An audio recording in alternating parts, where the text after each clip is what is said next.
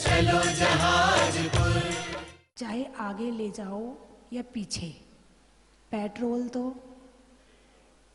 अरे बोलिए ना, यदि आप गाड़ी को बैक कर रहे हो तो पेट्रोल जलेगा कि नहीं चलेगा, और आगे चला रहे हो तो भी चलेगा।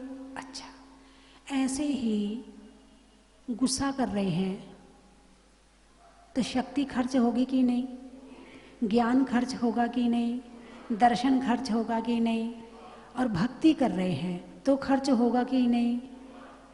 क्रोध करने में माइनस मार्किंग हो रही है, और शक्ति किसकी खर्च हो रही, क्रोध तो कर रहे हैं हम दूसरों पर, और शक्ति किसकी खर्च हो रही, ज्ञान किसका खर्च हो रहा, पुण्य किसका खर्च हो रहा, दिमाग किसका खर्च हो रहा, और टारगेट कौन है, टारगेट तो दूसरा है और खर्च हमारा हो रहा है। तो ऐसा कौन सा इंसान होगा जो अपनी चीज का दूसरों के लिए खर्च करेगा। अब आपने भक्ति करी तो खर्च किसके लिए किया, अपने लिए, मिला किसको, अपने को, और इसका जो पुण्य आएगा वो किसको मिलेगा, अपने को, और क्रोध करने में जो पाप आएगा वो किसको मिलेगा। बड़े समझदार लोग बैठे हैं। आगे प्रवचन करूं कि नहीं करूं, देख लो। यदि आपको ये बात, इतनी सी बात समझ में आ जाए कि क्रोध करने में भी हमारा ज्ञान शक्ति खर्च हो रहा, हमारा पुण्य खर्च हो रहा है, तो छोड़ दोगे कि नहीं छोड़ोगे, अरे बोलिए ना, छोड़ दोगे। कौन कौन छोड़ेगा। चलो अच्छा लगा, कुछ लोगों को तो समझ में आई, नहीं समझ में तो सबको आ गई है। एक होता है दिमाग में समझ में आना और एक होता है जीवन में समझ में आना। तो जो दिमाग में समझ में आता है, जो ज्ञान कहते जिसे, जैसे भाई राजा राणा छत्रपति हाथ इनके असवार आपके दिमाग में सेव हो गया लेकिन जीवन में नहीं आया, ठीक है। ऐसे आप मोबाइल में सेव करते, मोबाइल में बहुत सारी चीजें होती ना, तो उसमें सेव होती हैं, तो मोबाइल का जीवन नहीं है, उसमें केवल सेव है। ऐसे दिमाग में 12 भावना सेव कर ली, पूजाएं सेव कर ली, मेरी भावना सेव कर ली, लेकिन जीवन में नहीं आई। तो मोबाइल में सेव होना और तुम्हारे दिमाग में सेव होना, दोनों में कोई अंतर नहीं है। जब तक वो जीवन में नहीं आएगी तब तक वो तुम्हारे को उसका फल मिलने वाला नहीं है। मोबाइल एक मशीन है और दिमाग भी एक मशीन है। मोबाइल कभी खराब हो सकता है, दिमाग भी कभी खराब हो सकता है।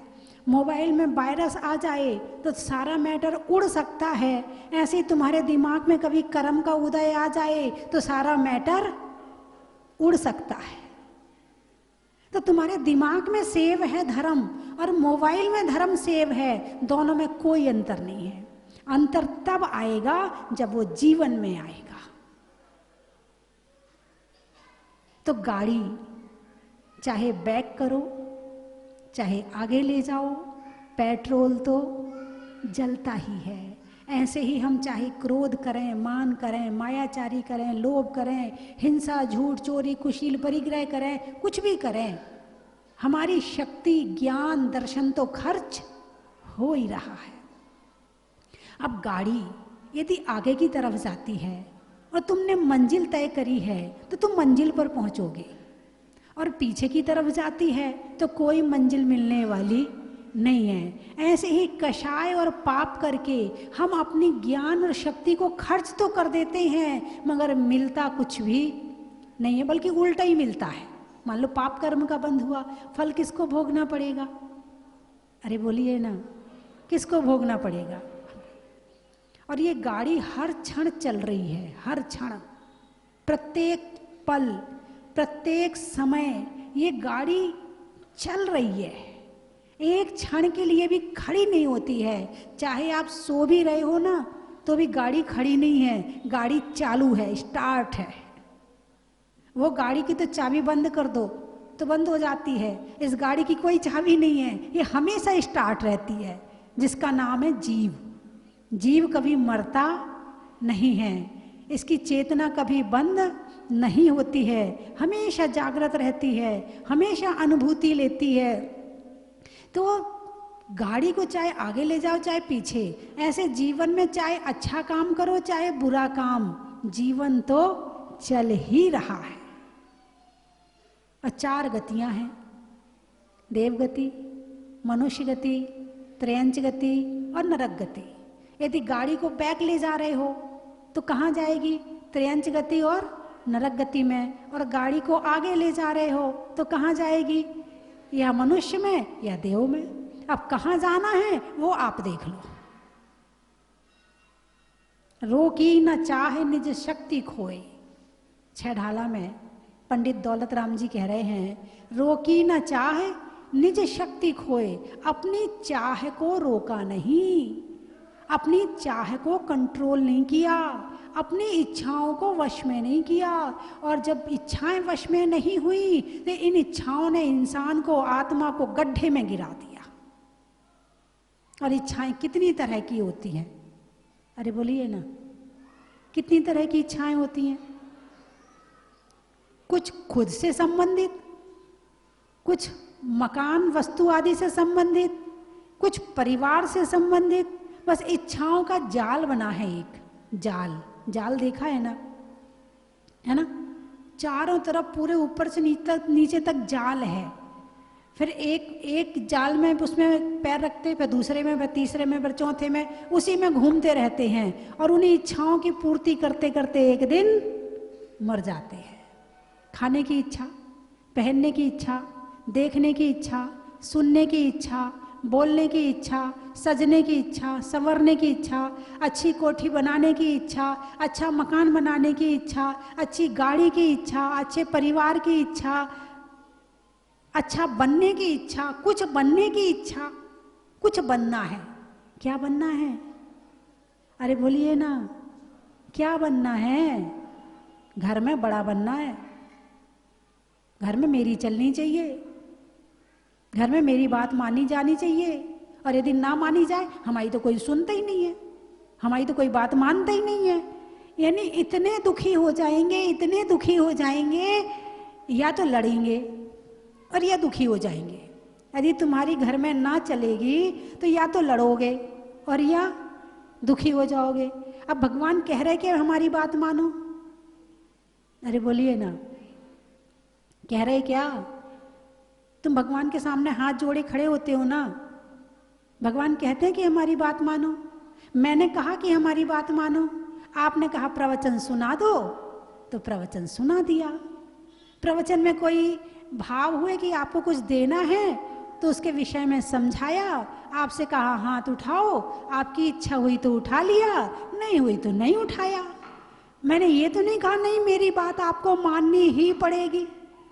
जो इस चक्कर में रहता है मेरी बात माननी ही पड़ेगी, उससे बड़ा दुखी दुनिया में कोई है ही नहीं है।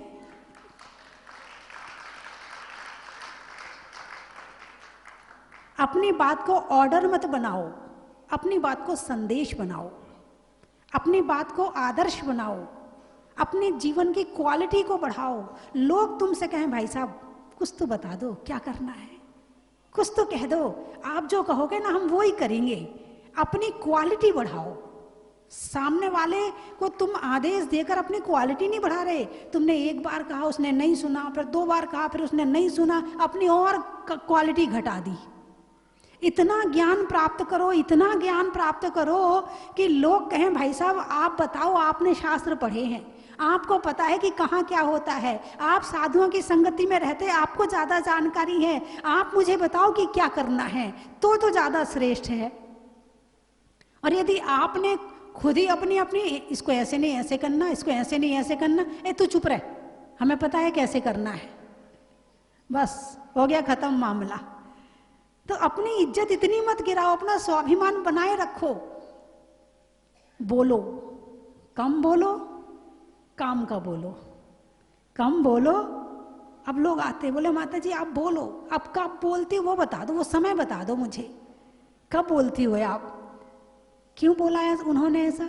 हम दिन भर बोल रहे होते तो क्या होता, और कम बोल रहे हैं तो क्या हो रहा है?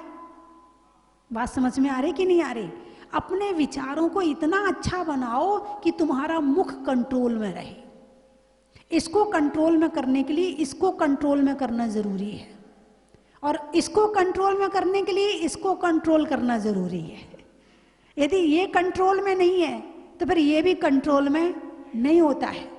यानी एक पशु को भी घर में रखना हो तो उसके गले में रस्सी बांधी जाती है, और अपने मुख को कंट्रोल में रखना हो तो मौन लेना पड़ता है।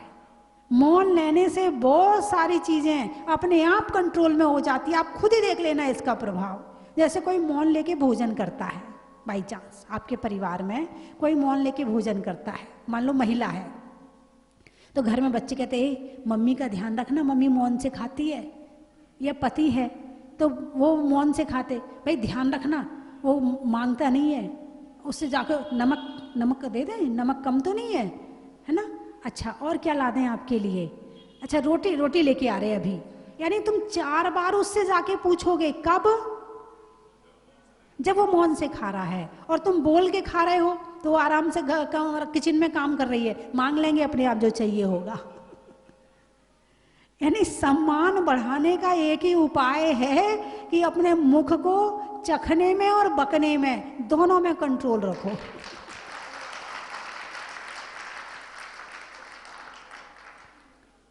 और रही बात इच्छाओं की, तो इच्छाएं तो सम्राटों की पूरी नहीं हुई, तुम्हारी कहां से हो जाएंगी?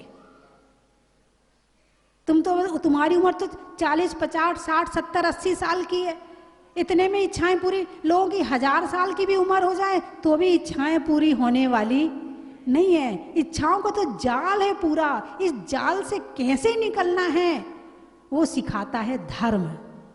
और जो इस धर्म में इच्छाओं से निकलने का रास्ता सीख लेता है वो सुखी हो जाता है। और जो इच्छाओं के जाल में घूमता रहता है, मेरी ये इच्छा पूरी हो जाए, मेरी ये इच्छा पूरी हो जाए, मेरी ये इच्छा पूरी हो जाए, वो सारी जिंदगी केवल इच्छाओं की पूर्ति में लगा रहता है। सबरी जैसा सबर चाहिए। क्या सबरी को जानते हो ना? कौन थी सबरी? एक भीलनी थी। कौन थी? भीलनी थी। और किसी ने उसे कहा था कि तुझे भगवान राम दर्शन देंगे, और तब कहा था जिस समय वो जवान थी, उसने शादी नहीं करी। और कहाँ दर्शन देंगे वो स्थान बता दिया था। वहां अपनी झोपड़ी बना ली, तरह तरह के फल लगा लिए, तरह तरह के फूल लगा लिए।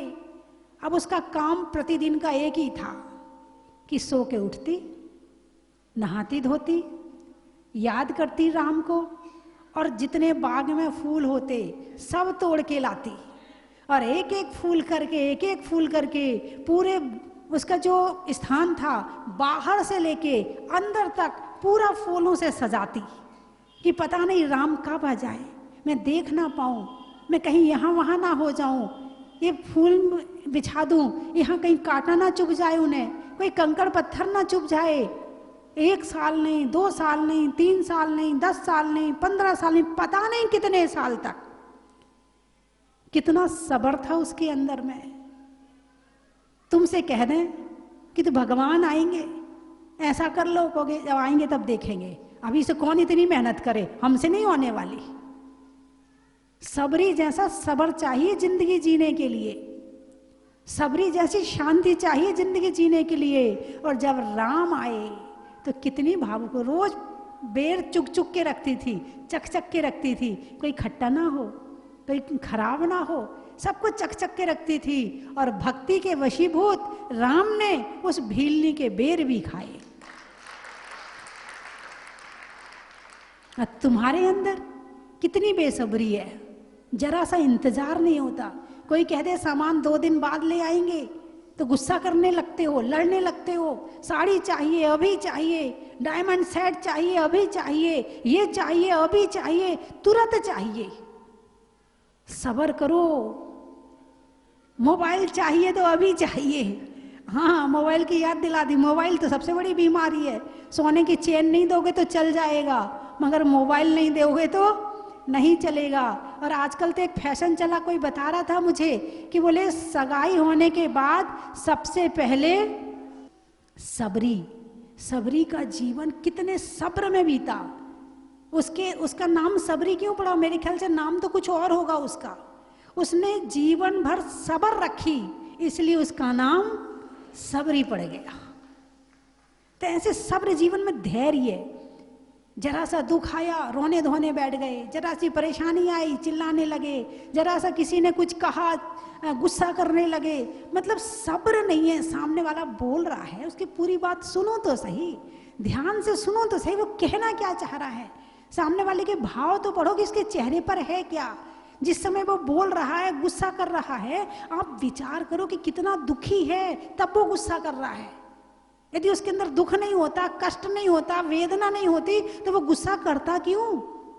तुम तो उसके ऊपर दया करो। नहीं, तुरंत जवाब देंगे, तूने कैसे कहा ऐसे, तूने ऐसे कर दिया, तूने ऐसे कर दिया। इतना क्रोध कहाँ लेकर के जाओगे? इतने कर्म इकट्ठे कर करके कहाँ जाकर के भोगोगे? पिछले वाले तो अभी भोगे नहीं जा रहे, अभी रोना पड़ रहा है। अभी करोगे तो कहाँ जाकर के भोगोगे? शांति रखो जीवन में, सब्र रखो जीवन में, धैर्य रखो जीवन में। यदि धैर्य रहेगा तो ये जीवन बहुत अच्छा बन जाएगा। और जिसके पास धैर्य नहीं है वो ध्यान भी नहीं कर सकता है। जब धैर्य नहीं है तो दिमाग उसका भटकता ही रहेगा, यहाँ वहाँ भटकता ही रहेगा। और धैर्य होगा तो धैर्य से बैठ के ध्यान भी करेगा। भोजन करते हो, कैसे करते हो? रोटी का गिलास आपने मुख में रखा तो सीधे निगल लेते हो क्या? क्या करते हो? चबाते हो। कितना चबाते हो? जिसको जितना धैर्य होगा। हाँ, कुछ लोगों को खाने में भी जल्दी रहती है, सब काम में जल्दी। जिनको खाने में जल्दी रहती, वो आधा चबाता, डाल डाल डाल डाल डाल ले, 5 मिनट में फ्री। और फिर बड़ा वो जैसे मेडल मिल गया हो, बड़ा अपने सबके सामने। मैं तो 10 मिनट में निपट लेता हूँ, मुझे देर नहीं लगती है। अब बेचारे ने 10 मिनट में निपट तो लिया, मगर दांतों का काम अब आंतों को करना पड़ेगा। क्या? जो काम दांतों को करना था तुमने दांतों से नहीं करवाया, अब उसका काम किसको करना पड़ेगा? हाँ, पेट में जाके भोजन की पूरी पिसाई होती है, पूरी घुटाई होती है, पूरा उसमें से रस निचोड़ा जाता है। तो पेट और मुंह तो मुंह है, तो मुंह का काम मुंह से करवाओ और पेट का काम पेट से करवाओ। तो अब जैसे भोजन में धैर्य नहीं है, ऐसे ही जीवन में धैर्य नहीं है। यदि जरा सा भोजन लेट हो जाए आने में, गुस्सा आ जाएगा। पता नहीं हम 12 बजे आते हैं, पता नहीं 1 बजे हमारा टाइम होता है आने का, और तुरंत गुस्सा करने लगते हैं। हालांकि आपको करना चाहिए, ऐसी बात नहीं है। कई बार महिलाएं भी बहुत लापरवाह होती हैं। हाँ, होती हैं कई बार। ठीक है, आएंगे तो अपने आप मांग लेंगे, अभी ला रहे हैं, रुक जाओ, बैठो जरा, शांति पकड़ो जरा। वो अपनी चलाने के लिए, वो बात अलग है, अपनी चलाने के लिए कि हम भी तुम्हारे ऊपर हुक्म चला सकते हैं। एक भोजन ही तो हमारे हाथ में है, अब देखो हम कैसे नचाते हैं। हाँ, ऐसा भी हो सकता है। हम भी कुछ हैं, हम भी कुछ हैं। ये कुछ शब्द है ना, सारी दुनिया को परेशान किए हुए है। कुछ हैं, क्या समझा है तूने मुझे? हम भी कुछ हैं। क्या है भाई तू? जो तू है ना, ये कुछ कह रहा है, ये कुछ भी नहीं है। तो ये कुछ बनने के लिए इच्छाएं पैदा करती हैं, इच्छाएं। और इन इच्छाओं के कारण से क्या होता? भागते हैं। एक इच्छा पूरी करी, फिर दूसरे में भागे, फिर तीसरे में भागे। आपकी दृष्टि में पुण्यात्मा कौन है?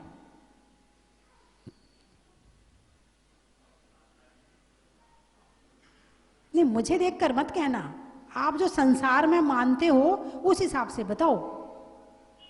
आपकी दृष्टि में पुण्यात्मा कौन है? जिसके पास में अच्छी कोठी है, बढ़िया गाड़ी है, बंगला है, खूब दान देता हो।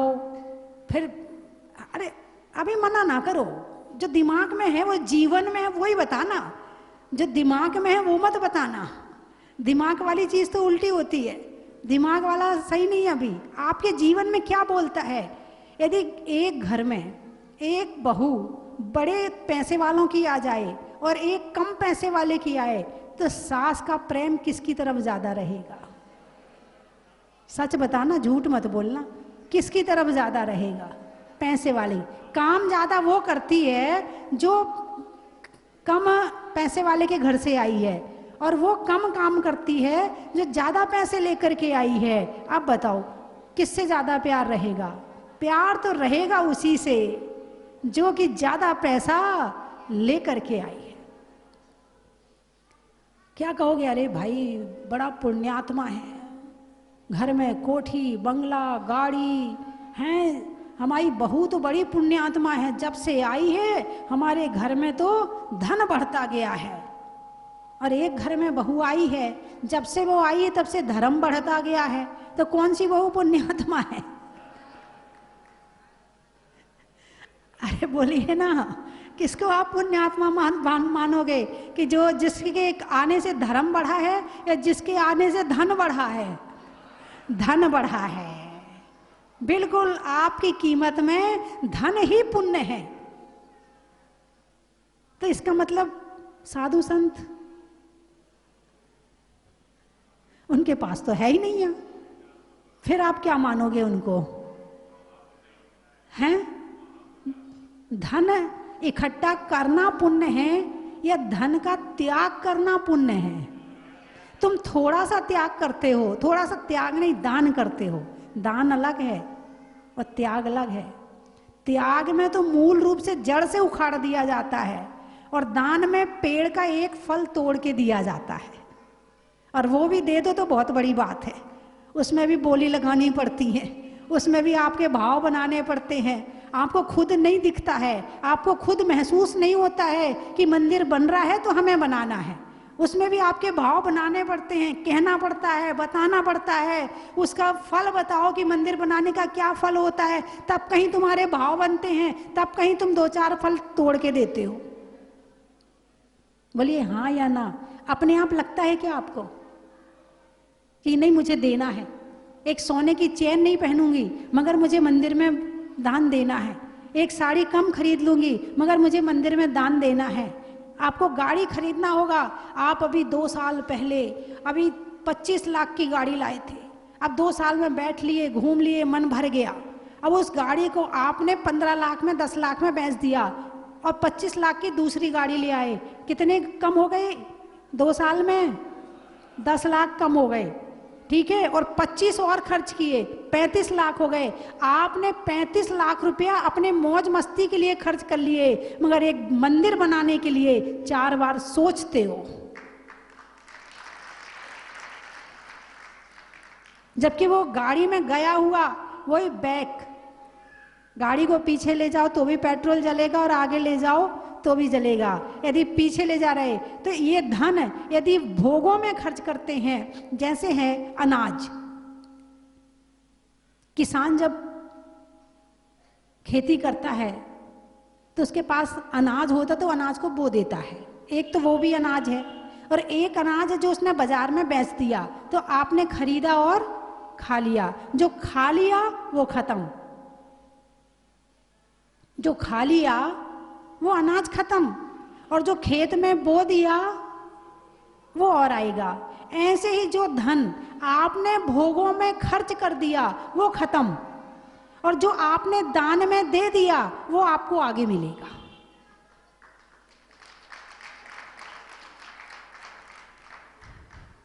बीज राख फल भोगवे, ज्यों किसान जग माही। वैराग्य भावना पढ़ी आपने? बीज राख, बीज को रख लिया, फल भोगवे, और जो बचा हुआ है उस फल को भोगा। ज्यों किसान जग माही, त्यों चक्री नृप सुख करे, धर्म विसारे नाई। ये धर्म को बीज की तरह बोते रहो, धर्म से दूर मत रहना, धर्म को भूलना मत। धर्म के बिना तो जिंदगी कुछ भी नहीं है। ये जन्म भी खत्म है और आगे ये सारे जन्म खत्म है, दुख ही दुख है इसके बिना। एक बालक मेला देखने गया, पिता की उंगली पकड़कर। वाह, गुब्बारे की दुकान, मिठाई की दुकान, खिलौनों की दुकान, खुश हो रहा है, हंस रहा है, खिलखिला रहा है, मजा आ रहा है, झूला देख के मजा आ रहा है। अचानक भीड़ ज्यादा थी तो पिता की उंगली बच्चे की हाथ से छूट गई। अब बच्चा कहीं और पिताजी कहीं। अब बच्चा रो रहा है। क्यों रो रहा है? अरे बोलिए ना, क्यों रो रहा है? मेला तो वही है, वही गुब्बारे की दुकान है जिसे देख के खुश हो रहा था, वही मिठाई, वही खिलौने, वही झूला, सब कुछ वही है। पहले हंस रहा था और अब रो रहा था। क्यों? एक उंगली, एक उंगली।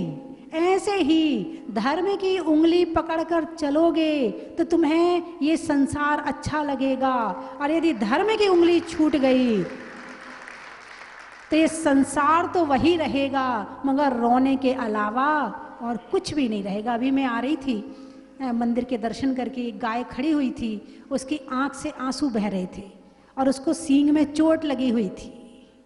कभी आपने पशुओं के चेहरे पढ़े हैं? आंख से आंसू बह रहे थे और उसके सींग में चोट लगी थी। किसी दयावान ने कपड़ा बांध दिया होगा, खून वून देख करके, कम से कम कपड़ा मिल गया। लेकिन ऐसे कितने जीव जंतु हैं कि जो बीमार होते हैं, चोट खाते हैं और उसके बाद वैसे ही मर जाते हैं।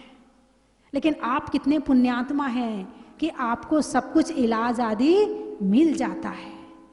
लेकिन इस पुण्य को यहाँ खत्म नहीं करना। बीज राख फल भोगवे। इस पुण्य को केवल खाना नहीं है, पुण्य को कमाना भी है। सही व्यापारी कौन सा होता है?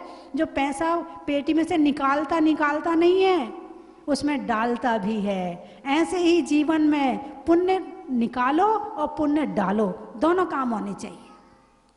लेकिन पुण्य के लिए पुण्य नहीं करना है, पुण्य के लिए पुण्य नहीं करना, पाप से बचने के लिए पुण्य करना है। जीवों की रक्षा करना है, अभयदान देना है, मन को शांत रखना है, धैर्य रखना है। तो अपने जीवन को यदि सुखी करना चाहते हो तो उसका एक ही इलाज है, धैर्य रखो।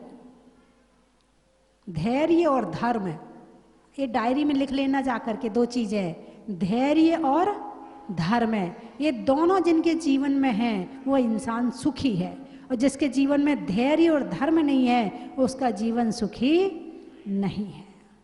अनाज में दाने का, इनाम में पाने का और हाथों को उठाने का। सौभाग्य हमारे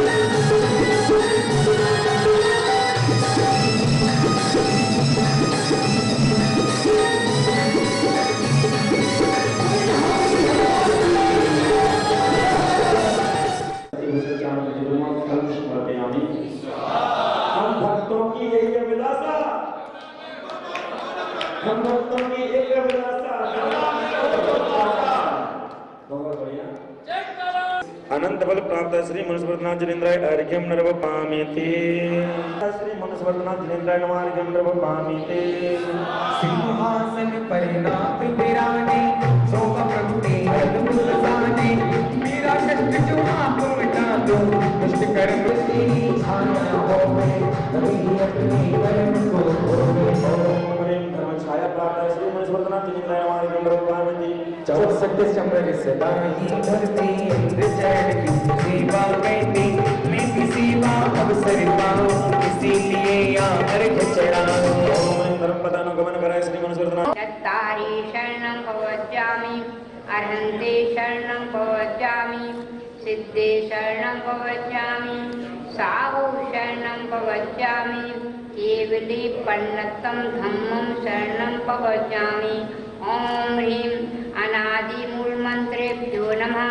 सर्वशान्तिं तुष्टिं पुष्टिं च कुरु कुरु। ओम नमो अर्हते भगवते प्रक्षीणाशेष दोष कलमसाय दिव्य तेजो मूर्तये नमः। श्री शांतिनाथाय शांतिकराय सर्वपथपद्रव विनाशनाय सर्वक्षाम डाम्रं विघ्न विनाशनाय ओम ह्रां ह्रीं ह्रूं ह्रौह्रः अस्याउषा नमः। सर्वशान्तिं तुष्टिं पुष्टिं च कुरु कुरु। ओम ह्रूं ह्रूं फट् क्रेटं क्रेटं घातय घातय पर विघ्नान् स्फोटय स्फोटय सहस्रखण्डान् कुरु कुरु। पर मुद्रां छिन्द छिन्द पर मंत्रान् भिन्द भिन्द छाचः स्वावः ह्रूं फट् सर्वशान्तिं कुरु कुरु। ओम ह्रीं क्लीं अर्हं अस्याउषा अनाहत विद्यायै नमो अरिहन्तालं ह्रूं सर्वविघ्न शान्तिं कुरु कुरु। सभी लोग बोलेंगे अपना तीर्थ क्षेत्र 2014 से शुरू हुआ है। 2014 में भगवान मुनीश्वर भगवान की प्रतिमा भूगर्भ से प्राप्त हुई थी। तत्पश्चात 2016 में प्रथम बार हमें आने का सौभाग्य प्राप्त हुआ था। उसके बाद दोबारा हमारी सिस्टर का जन्मदिन है तो उस पर दोबारा हमें सौभाग्य प्राप्त हुआ है। बहुत अच्छा लगता है। बहुत अच्छी प्रतिमा जी हैं, मनमोहक हैं और यहाँ से सभी मनोकामनाएं पूर्ण होती हैं। जय जिनेन्द्र। बच्चे तो अभी 2 बार आए हैं, हम तो तीसरी बार चौथी बार आए हैं और इसमें जो मंदिर ये बन के तैयार हुआ उसमें हम दोबारा आए हैं। पिछली साल आए थे। बहुत बहुत बढ़िया लगता है और मन कामना यही रहती है। कल भी यही थी कि यहीं पर पहुंचे, यहीं की नवन। मैं यहाँ आई थी, मेरे मन को जो शांति मिली वो मुझे आज भी याद है और आज मुझे फिर सौभाग्य प्राप्त हुआ जहाजपुर में ये सुंदर विशाल मंदिर देखने का। और माता जी से तो मैं बचपन से ही जुड़ी हूँ, मुझे वो बहुत अच्छी लगती हैं। बोलिए माता जी के चरणों मेरा बारंबार प्रणाम। आनंद ही अपार हुआ है। बड़ी दूर से चल कर आए हैं, बड़ी दूर से चल कर आए हैं जिन देव तेरे दर्शन के लिए। यहाँ आके धन्य हो गया मुनीश्वरनाथ भगवान के दर्शन पाके, जो कि एक अकल्पनीय सोच है माता जी की। उसके लिए मैं बहुत बहुत आभारी हूँ, माता जी का धन्यवाद देता हूँ।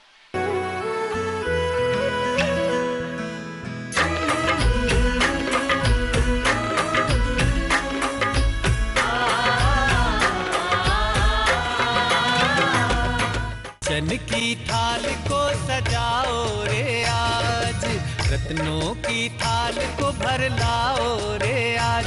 आओ आओ करे रे गुणगान आरती भगवन की। आओ आओ करे गुणगान आरती भगवन की। आओ आओ करे रे गुणगान आरती भगवन की।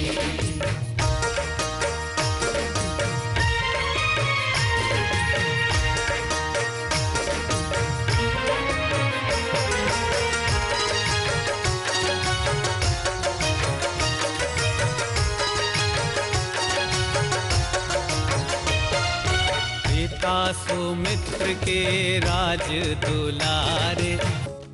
परम विदुषी लेखिका गणिनी आरिका रत्न श्री 105 स्वस्ति भूषण माता जी, जिन्होंने मात्र 20 वर्ष में 100 से भी अधिक किताबें लिखकर जैन समाज को अनूठा योगदान दिया है। बड़े बड़े विधान जैसे कल्पद्रुम महामंडल विधान, सिद्ध चक्र महामंडल विधान, इंद्रध्वज महामंडल विधान एवं विशेष जिनपद, पूजांजलि आदि महत्वपूर्ण साहित्य बहुत ही सरल व सुबोध शैली में लिखे हैं, जिसमें गद्य एवं पद्य साहित्य भी समाहित है। इन महान साहित्यों को पढ़कर आप भी अपने ज्ञान का विकास कर सकते हैं। साहित्य प्राप्त करने हेतु आज ही संपर्क करें। संपर्क सूत्र 7906062500 9868345768।